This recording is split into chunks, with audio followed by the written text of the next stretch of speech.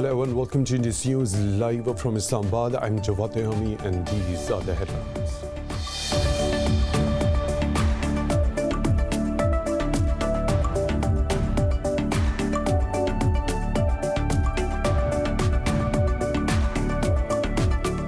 International experts have warned against the impending danger of genocide of India's 200 million Muslims under the watch of present Indian regime.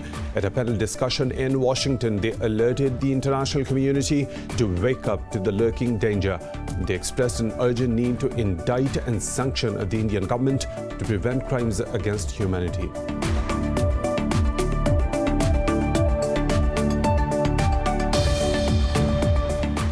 Azerbaijan has retaken AFGHAN district as part of a deal signed with Russia and Armenia to end the Nagorno-Karabakh war. The Azeri Defense Ministry says units of its army have entered the region.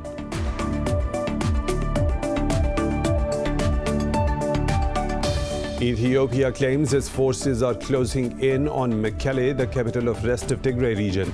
A spokesperson for the government said federal troops have won a string of victories in the fight. Meanwhile, the chief of Tigray Liberation Forces said federal troops have bombed Mekelle.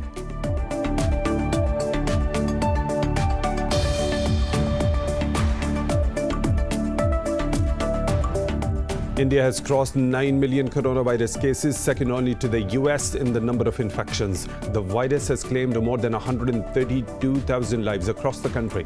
Mexico has become the fourth nation to hit the 100,000 deaths mark with more than 1 million infections. Meanwhile, Pakistan has recorded 36 deaths overnight, pushing the toll to 7,561. The coronavirus has claimed 1.35 million lives across the world and infected more than 56 million.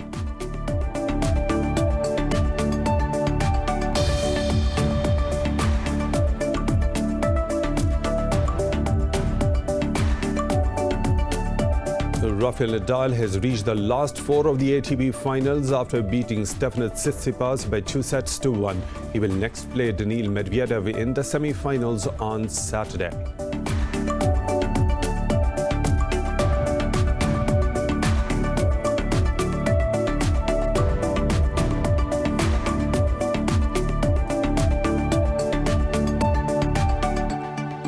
Those were the headlines and detailed stories right after a short break. Stay tuned.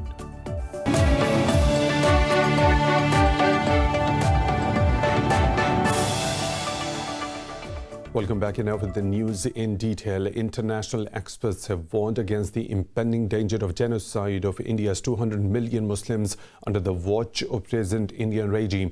At a panel discussion in Washington, they alerted the international community to wake up to the lurking danger. They expressed an urgent need to indict and sanction the Indian government to prevent crimes against humanity. In his opening remarks, Dr. Gregory Stanton, who is the founder-president of Genocide Watch, said the persecution of Muslims in Assam and occupied Kashmir is the stage just before genocide. He stated that the systematic crimes against humanity are already underway in India.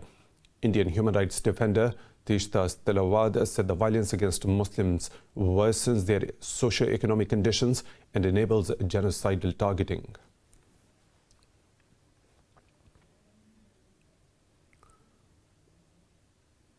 Azerbaijan has retaken AFGHAN district as part of a deal signed with Russia and Armenia to end the Nagorno-Karabakh war. The Azeri Defense Ministry says units of its army have entered the region. AFGHAN is the first of the three districts to be handed back by Armenia. As part of the deal, Yerevan agreed to return some 15 to 20% of the territory captured by Baku in recent fighting. This includes the historic town of Shusha. The 6-week conflict killed more than 1,000 people, including civilians, on both the sides.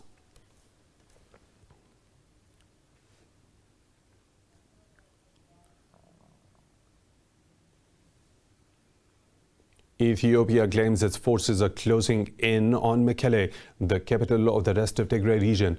Government spokesperson Redwan Hussein said federal troops have won a string of victories in the fight. The government says the Tigray Liberation Forces have turned renegade and are holding on to power illegally.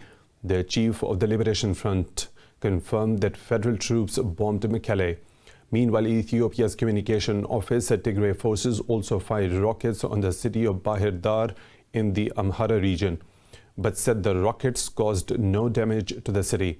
The 2-week-old conflict in Tigray has killed hundreds of people and forced over 30,000 to flee into neighboring Sudan.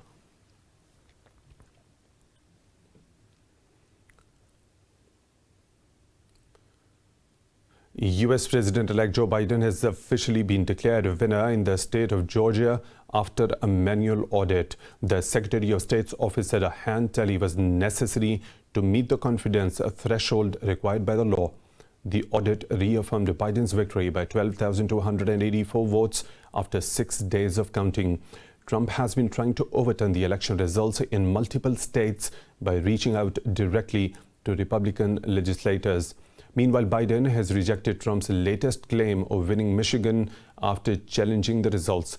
He said the recount in Georgia endorsed his victory, and the same will happen in Michigan. No, I'm not concerned. The vast majority of the American people, they've already, all the polling data has indicated, although the Republicans who worry about it is higher, but over 78% of the American people believe it's, without question, it's legitimate. I just think it's...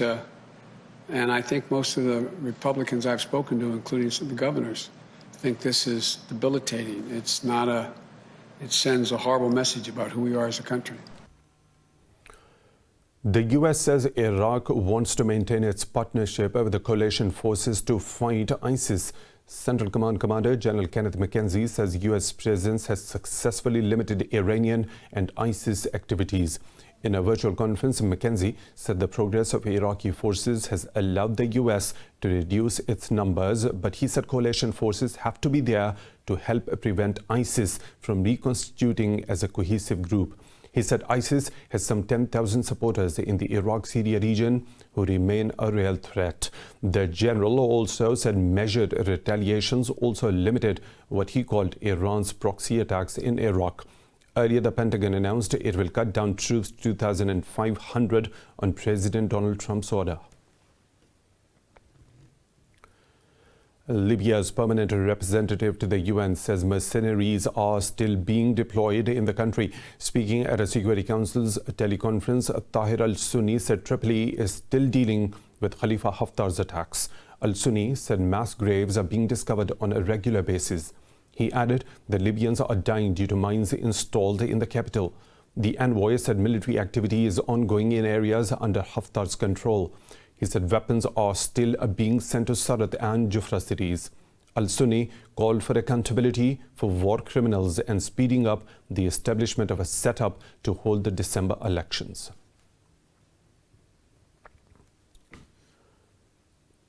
The Arab League has condemned U.S. Secretary of State Mike Pompeo's visit to Israeli settlements in the West Bank and Golan Heights. Pompeo has become the first U.S. Secretary of State to visit Israeli-occupied lands.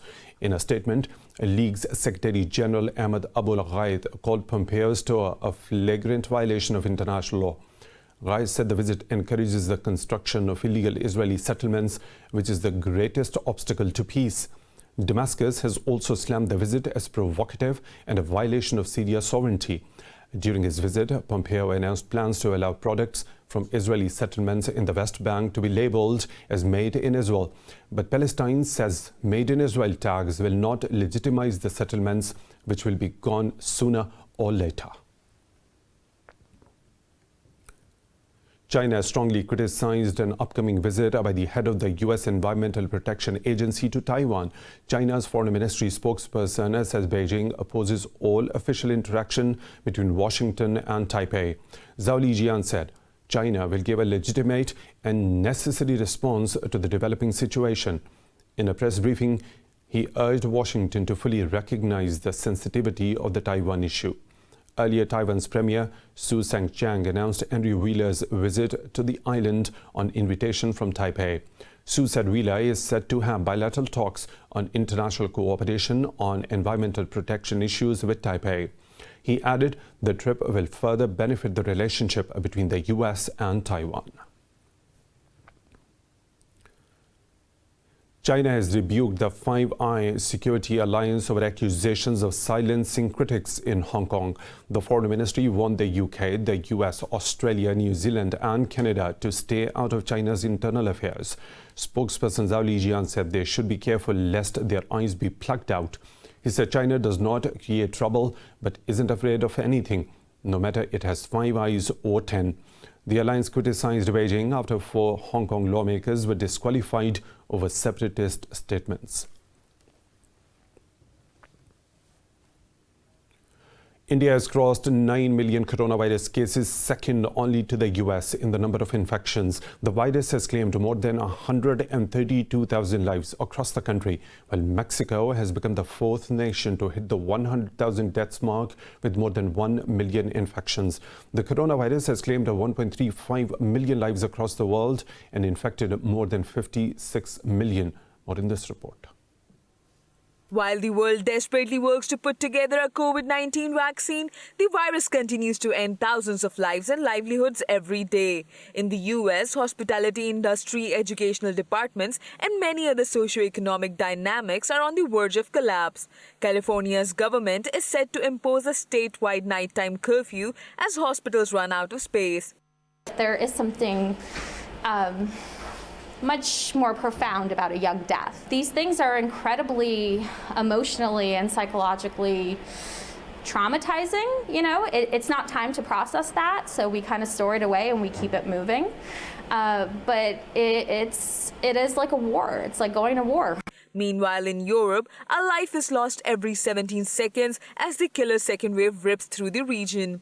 Norway's King Harald and Queen Sonja have gone into quarantine after a member of their staff tested positive for the coronavirus. The EU said European states must only lift restrictions slowly and gradually to avoid another wave of infections.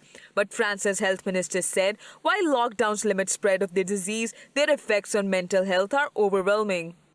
France, like many countries in Europe, is still facing high pressure from the pandemic. You can see that on this map. That is a whole. Europe is affected by the second wave, despite multiple preventive measures that have been put in place for months by most countries. Hungary has become the first European Union state to import Russia's Sputnik V COVID-19 vaccine, while the World Health Organization has advised doctors against prescribing Gilead's remdesivir to coronavirus patients. This has cast doubts on the effectiveness of the only antiviral approved by the US Food and Drug Administration. In Pakistan, 36 people have lost their lives to COVID-19 over the past 24 hours, raising the death toll to 7,561. The Health Ministry says 2,738 tested positive for the disease overnight. The ministry said there are more than 33,000 active COVID-19 cases in the country. It said out of over 368,000 countrywide cases, more than 327,000 have recovered so far. The ministry said more than 159,000 cases have been detected in the Sindh province, while Punjab has reported some 112,000 cases. In the capital Islamabad, over 25,000 have been infected so far. World leaders have urged the G20 to help close a funding gap to buy vaccines and tests for combating the COVID-19 pandemic. Along with the international organizations, the leaders have sent a letter to Riyadh ahead of the virtual G20 summit this weekend. The signatories of the letter include leaders of South Africa, Norway, and the WHO and the President of the European Commission. The letter says G20 investment for the $4.5 billion COVID-19 funding gap will immediately save lives. It also called on the bloc to spend on securing supplies for low-income countries. A facility set up by the WHO and the Gavi Vaccine Group has raised more than $2 billion, which it says are insufficient. It's time for a short break. We'll be back with more stories. Stay tuned.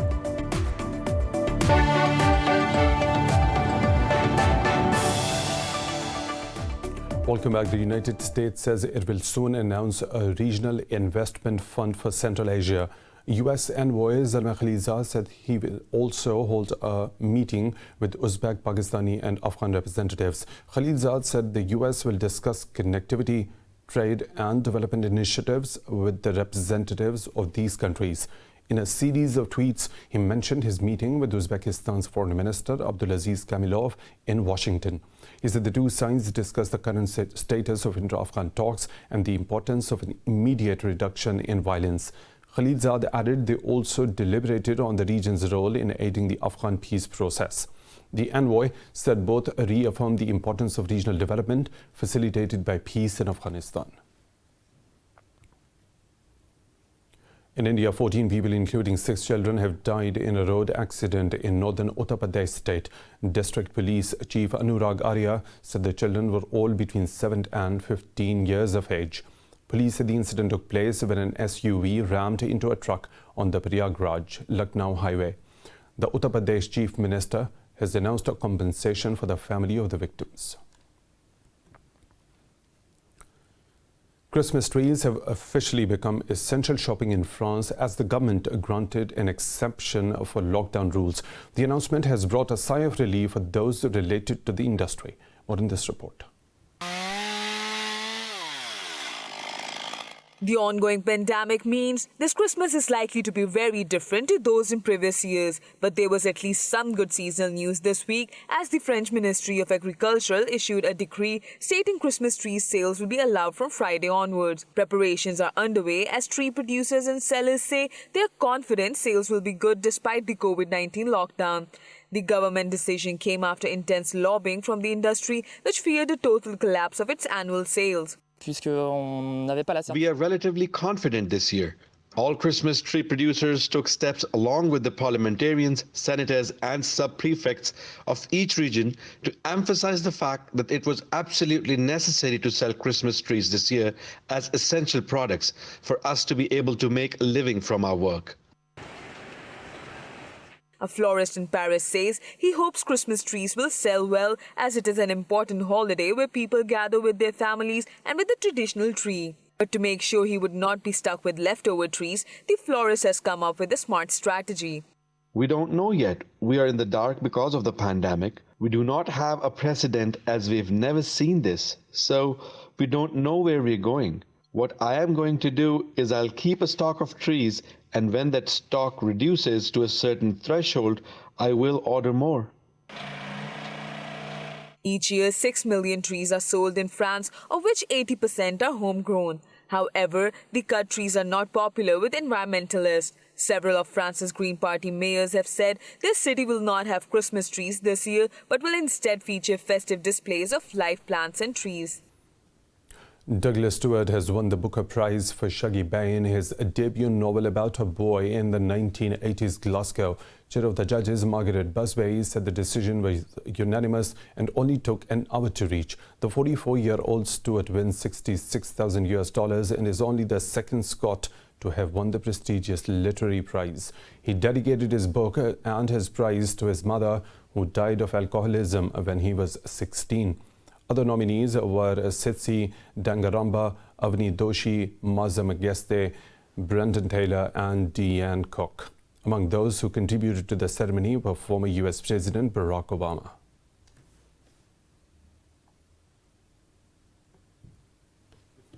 Thank you so much.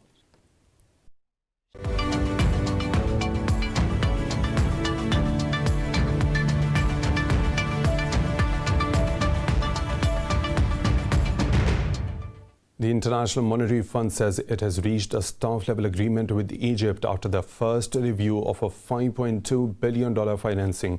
In a statement, the IMF said a $1.6 billion tranche will be disbursed upon the approval of the executive board. It said the Egyptian economy performed better than expected despite the pandemic. Inflation fell to its lowest levels in a decade, remaining below IMF targets despite quickening in October. This year, Cairo negotiated 2 new loans worth nearly $8 billion to cushion the economy amid COVID-19. European stocks have inched higher as investors monitor rising COVID-19 cases and conflicting prospects for a US stimulus. The Pan-European Stock 600 has edged up with retail stocks leading. London's FTSE 100 has gained marginally, while Italy's FTSE MIB has added over 0.5%. Frankfurt's DAX has inched above the flat line cautiously. The CAC 40 in Paris has also risen nearly 0.5%. Early Asian bourses traded mixed. Japanese and Australian bourses shed while Hong Kong, mainland Chinese and South Korean stocks edged up.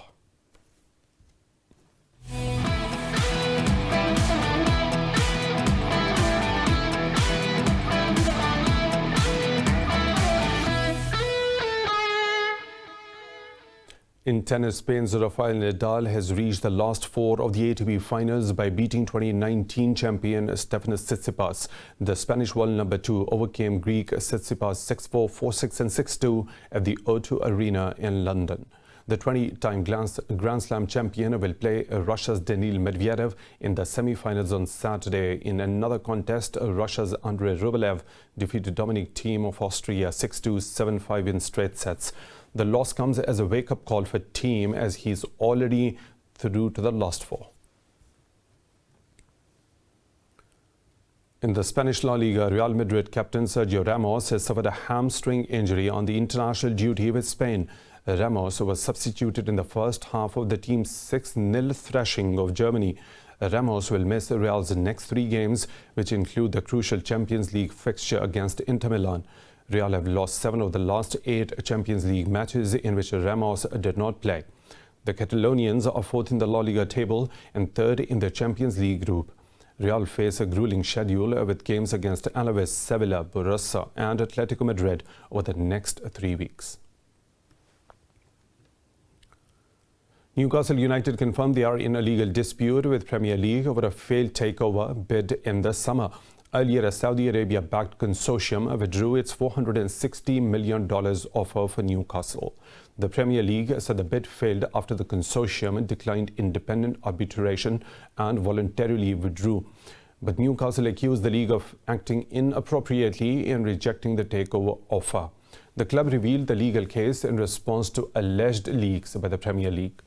In a statement, the club said it understands that these will be a matter of grave concern to its fans. It added Newcastle have no choice but to respond and update its fans. Two-time winners England have been drawn against Six Nations rivals France in the Rugby World Cup 2021 pool stages. Defending champions and hosts New Zealand will face Wales and Australia in their group. Ireland and Scotland are yet to secure their places in the tournament and their qualifiers have been postponed. Former champions, the United States, are in Pool B alongside Canada and yet to be determined qualifiers from Europe and Asia. England are currently ranked number 1 in the world after beating France last weekend. The Rugby World Cup will take place from 18th of September to 16th of October next year, with the final being played at Eden Park.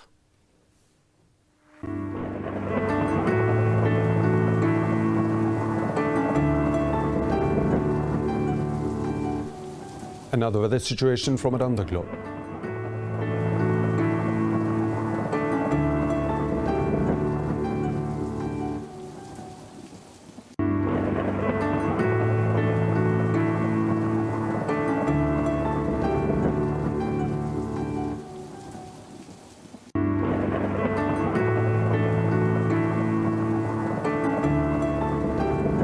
And that's all for now. For the latest updates, you can follow us on social media at Indus.